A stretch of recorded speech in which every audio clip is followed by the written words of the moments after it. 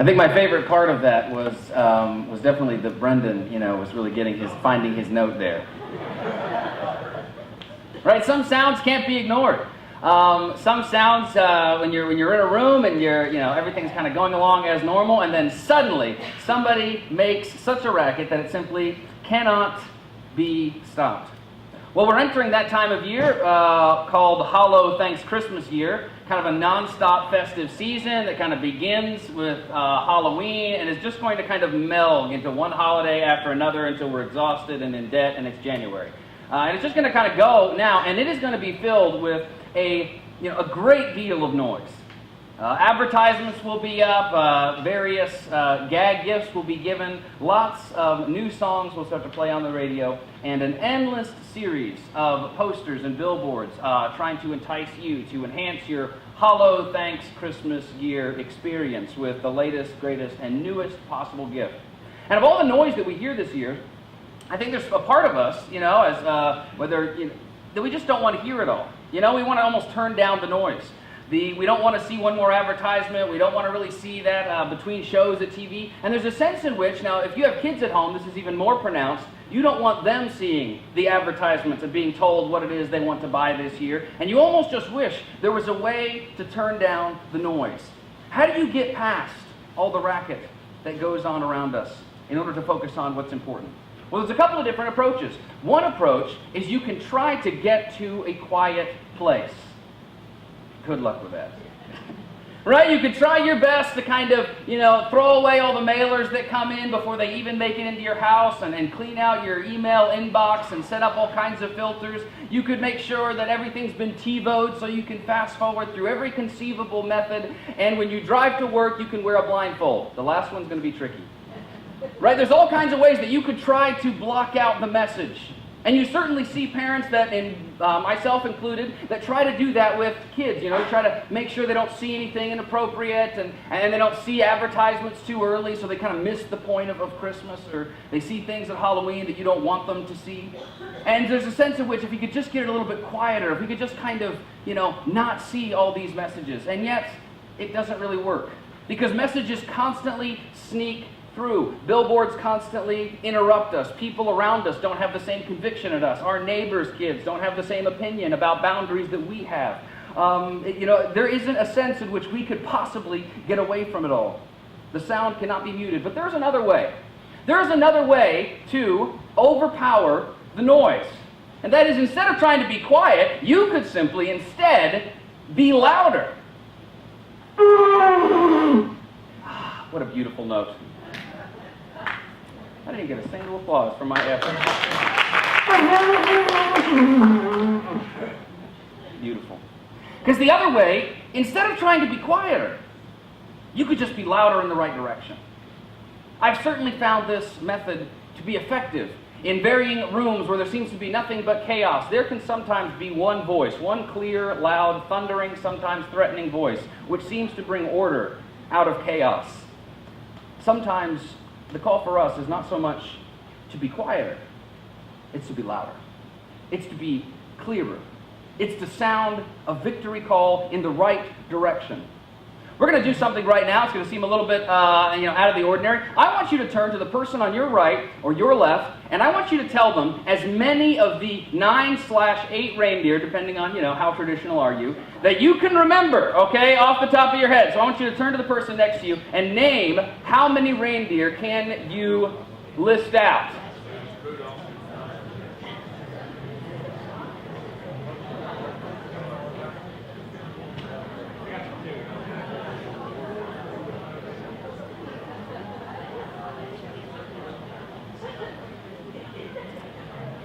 All right, so how many can get the traditional 8? The 1824 from the poem, they've been around for a couple hundred years, can get all 8. How many of you can get all 8?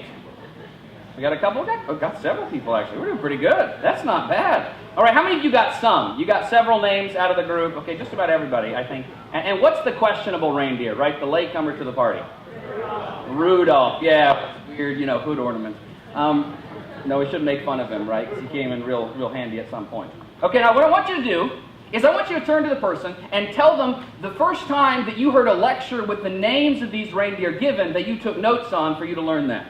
So everyone in this room learned it at some point. So why don't you explain to me where it is? Do you remember, was it a history class? Did you pick it up? Perhaps you took a class in early American folk ideas, and that's where you learned all 8 or 9 reindeer.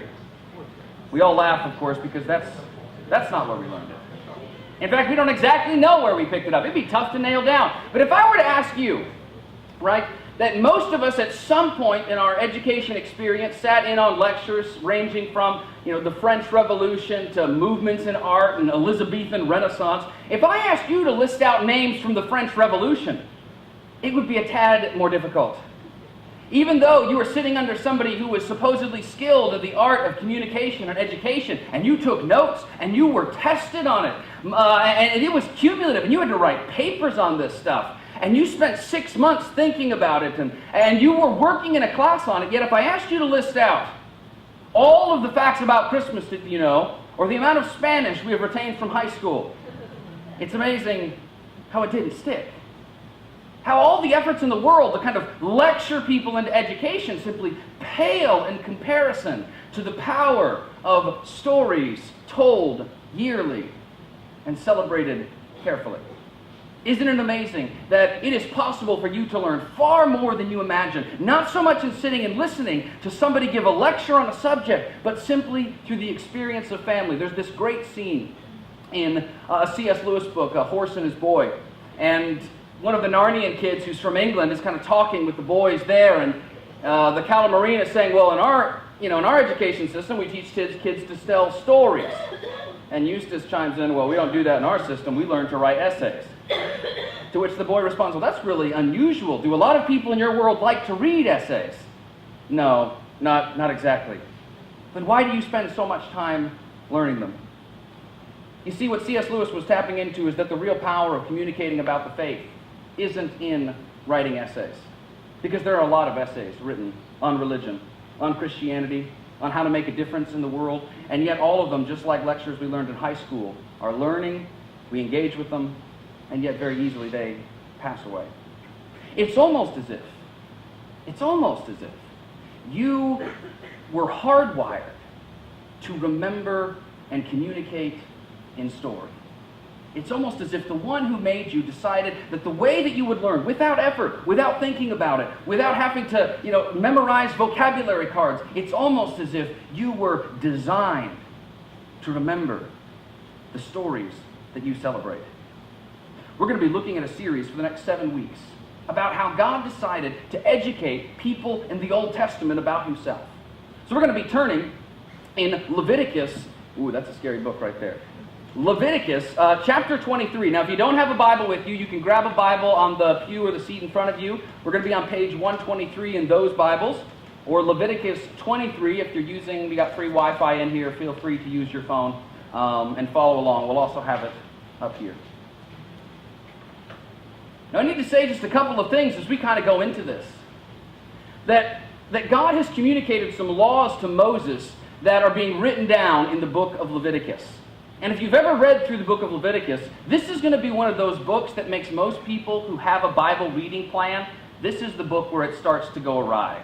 Right? This is the book that as you're reading through what God says to do with your pots and pans and dishes and fabric, you're like, what in the world does God care so much about what kind of fabric they use and how it is that people build their houses and what kind of food they eat? But I like this is an adapted quote from Stanley Hauerwas of Duke University, who said this: but if you thought about it, a God who had no interest in giving you regulations on how your pots and pans would not be very interesting, because God makes his will known in the details of our lives. You see, God in the book of Leviticus is telling them that it's not just about, well, you need to realize there's a higher power out there, and there's some principles here to remember, and there's some theological ideas. He gets down in the book of Leviticus to, like, how do you treat a foreigner, and what happens if somebody punches somebody else, and what happens if that person punches them back, and all these rules that, if you've been in a family very long, these situations have come up from time to time. And the book of Leviticus has a number of laws, none of which directly apply to us today. Because when we read the book of Leviticus, we have to read the book of Leviticus through the lens of Jesus. And we're going to do that when we get to the very end here. because there's nothing in the book of Leviticus that you are meant to read and apply directly. This was God's word to the nation of Israel on the specific laws that they were to keep. But we're going to see kind of embedded within these laws certain spiritual principles that are about both Christ and give us insight into how to live according to his word. So we're going to look at Leviticus chapter 23, verses 1 to 3. And here's what God says to Moses. Speak to the Israelites and say to them, these are my appointed seasons. These are the appointed festival of the Lord, which you are to proclaim as sacred assemblies. So chapter 23, these are going to be our federal holidays. Take notes. You must remember that in those days, nobody is literate. Nobody could read and write. Now, by the time we get to Jesus' era, that's changed a little bit. As much as 10% of the population can read and write. And most people at least know what it is. They know what it is to pick up a text and to read something. But the vast majority of the people in Moses' day not only don't know how to read and write, they don't think of themselves as illiterate because writing is really, really, really strange. They simply aren't that familiar with it. And so as God is going to teach each person how to learn theology, how to learn about God, he's not going to do it with all the things that we think about in how would you raise up your children. When he says things like, impress the commands that I give you today, he's not saying to them that you need to, get out your study Bibles and take notes. He's certainly not saying to them you need to put them in classes and lectures. He's going to have to do it without most villages even have a copy of the sacred text. Without most regions having very many people who can read and write, and those handfuls of people are kind of are going to hold all of the Old Testament within their reserve, but most people are not going to be able to use this on a daily basis. Is it possible that God could educate people when they couldn't read and write? Is it possible that some of the most important things about God are not things that you need a lecture to learn about? Well, you guys all learned the names of 8 reindeer that have absolutely no importance to your life, and you've memorized those pretty easily. And God realized something, that if you declared certain things holidays, and you said everybody's going to come together, they're going to celebrate these things, they're going to pray together, they're going to sing together, and they're going to tell these stories together, that even if you can't read and write, they're going to be stories that everyone knows. You can't bump into somebody in America that doesn't know Santa Claus. Even if they're against it, they've heard of it. Right? There's something about getting together and celebrating as a family which makes sure that these are things which everyone knows. So within this chapter, there are going to be 7 major feasts, and one that we'll look at in just a second. It's not exactly a feast. Right? 7 major times when everyone was to set aside, not work, and come together and celebrate as a family. Let's look at the first of these, and then we're going to look at today's text. Okay, here's this first one, Leviticus chapter 3, verse 3. So this is the very next verse. Here's what he says.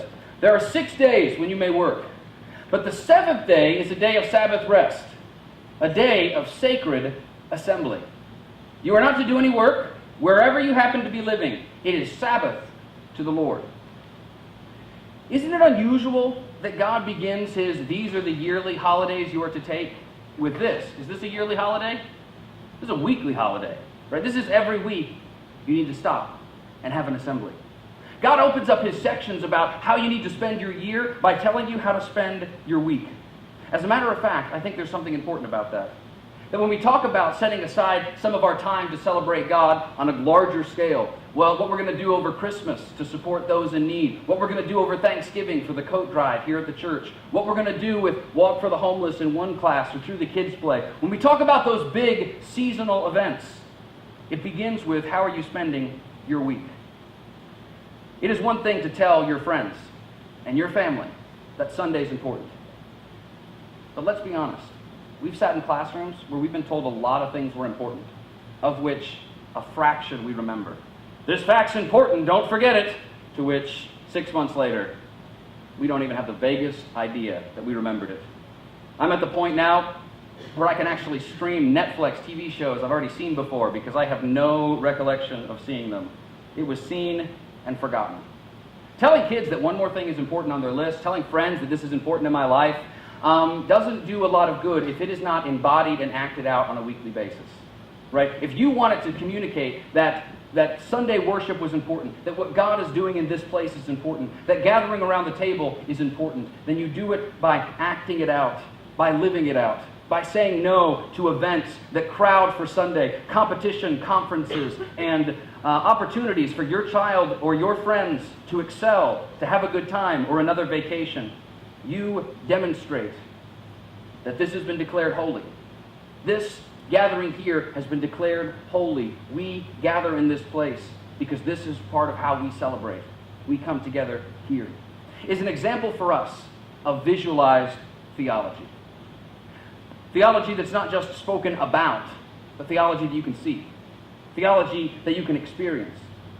As we read through these festivals, we're going to notice that God doesn't really use the very limited number of senses that we use. Most of the time when we're teaching people about God, we use talking to them about God. And yet when God uses it, he says, well, I got this idea. Why don't you get everyone together, and then we're just going to blow a trumpet. And I got this other idea. Why don't we get together, and then here's what we're going to do. We're going to only eat food without yeast. You got to find all the yeast and throw it out. Why are we going to do that? That's really weird. We're just going to do it. It'll be great. God gives all these regulations. You're going to do this. You're going to do that. I want you to hear this, see this, smell this, experience this. He says on the Day of Atonement, we'll look at in a later series, not just here's what the high priest is supposed to do. But he says, I want you to bring a goat right out in the middle, right? And I want him to put his hands right on it in the middle of the assembly. You go ahead and tie a scarlet, and you pick somebody to lead that goat out. And you make sure he says all those sins out loud in the whole assembly. It's not just about telling them that you're forgiven. He says, I need you to experience it. I want you to see it embodied in your own life. I want you to know that these things are true. It is an example of visualized theology. And so today, as we talk about the senses, today we're talking about sound. What does good theology sound like? A good theology of God sounds like a trumpet. Sure enough, it is to be repeated loudly. It is to be the kind of thing that no voice can speak over because it is so deafeningly loud. In the 8th grade, my brother picked up the trumpet because all the good instruments were taken. And he was sent home to practice the trumpet. And you can't practice a trumpet in a split-level home that was built in the era of my house. Every corner of the house experienced with great suffering that a trumpet is not an instrument that can be played softly. It has no electrical output. There's no electric hookup on most trumpets because it is not necessary. The trumpet carries its own amplification system. God said, good theology is going to sound like a trumpet. So here's what he says. Let's look at our text today, the Festival of Trumpets. The Lord said to Moses, all this stuff is coming that Moses got from God and then is passed on. Say to the Israelites, on the first day of the 7th month, you are to have a day of Sabbath rest. And this is just shorthand for not sleepy rest, but sacred rest. Everything else is to stop. It's a holiday. A sacred assembly, and you are to commemorate it with trumpet blasts. I want you to notice here that he doesn't really specify how many, where, and who does it. And so you can imagine children in villages taking this particular commandment literally, repeatedly, annoyingly, to whereby 9 o'clock in the morning, the trumpet festival has been celebrated a great deal. People have been snuck up behind, and the kids, walking the old people going out to get water, and the kids got their homemade trumpets, sneak up behind them, and blast again. I hate this holiday. But you wouldn't forget it. You couldn't miss it. Just trumpet blasts. No work. Everyone's going to be worshiping. Everyone's going to be gathering and telling stories, and everybody randomly is going to be blasting the trumpets, declaring God's victory. Make some noise. Celebrate. If you list out what these festivals do, out of the 7, 2 are solemn, quiet, and serious occasions. 5 are for celebration, are for feasting, are for joy, are to be the kinds of things that people get together and they enjoy each other's company and they retell what God has done and what God is doing. Great theology doesn't sound like a dirge. It sounds like a trumpet. Just a couple of chapters, he's going to take this image of the trumpet there in Leviticus chapter 25, and he's going to write about something called the Year of Jubilee. I don't know if you've heard about it. Coincidentally, we talked about it some in Sunday school this morning.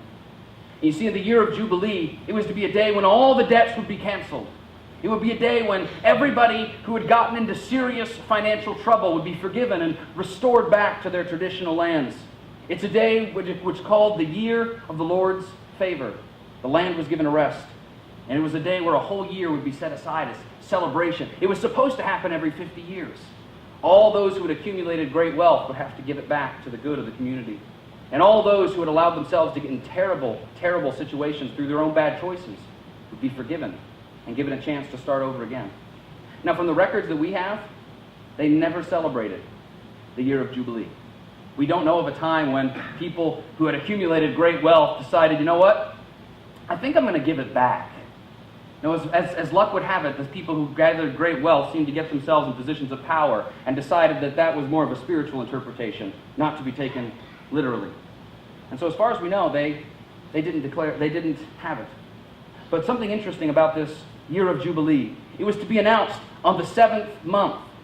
He said, you get to the 7th month and you announce the year of Jubilee right at this time with the trumpet blast. You are to announce it so that no one could miss. This is the year where God is declaring forgiven all the debts. And the rationale is because you were once a foreign people, because you were once an enslaved people, because you were once a suffering people, because God had compassion on you in your fallenness. And so as a community, we embody theology so that no one needs a lecture. No one needs to write out the finer points of study footnotes, because you can see it, because we know whose debts have been forgiven, because we know what it looks like when forgiven people forgive others. In later years, you could see why this idea becomes associated with Jewish New Year, which is about now, actually. Rosh Hashanah. Some of your calendars might have that at home. Rosh Hashanah written sometime about this time of year. Because it was declared a chance of starting over. That God, because God had won the victory, because God was operating, because God was stepping into history, it should be announced with a great trumpet blast. Good theology.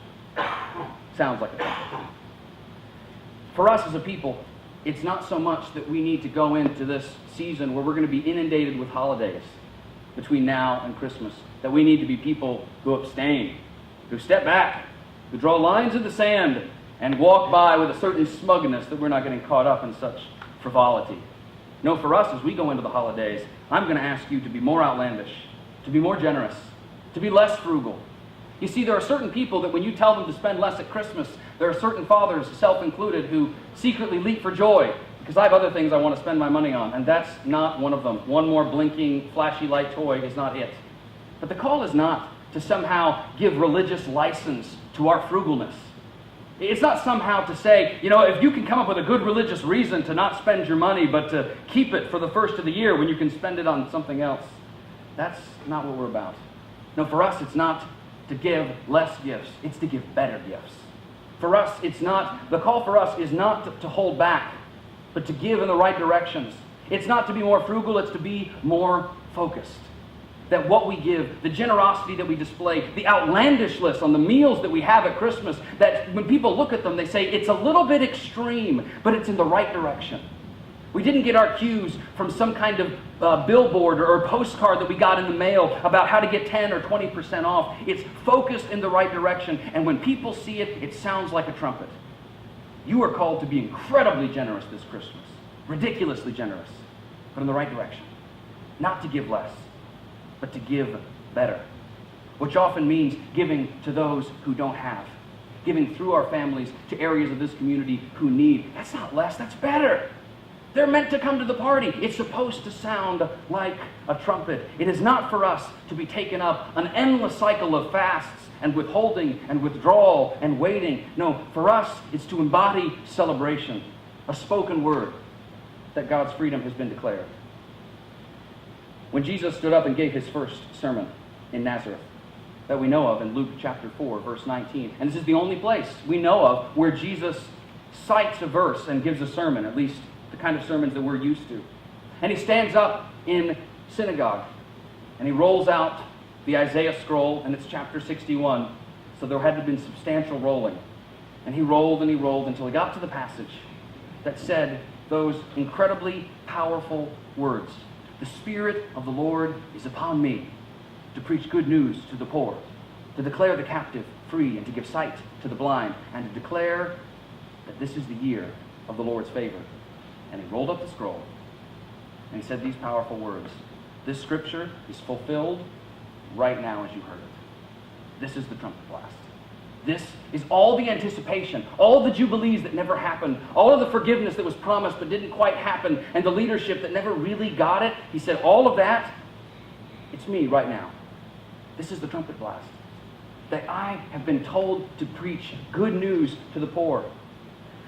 You know, sometimes I've gotten in my head that when it comes to evangelizing those in this community, I'm reserved because I'm worried that it might be bad news.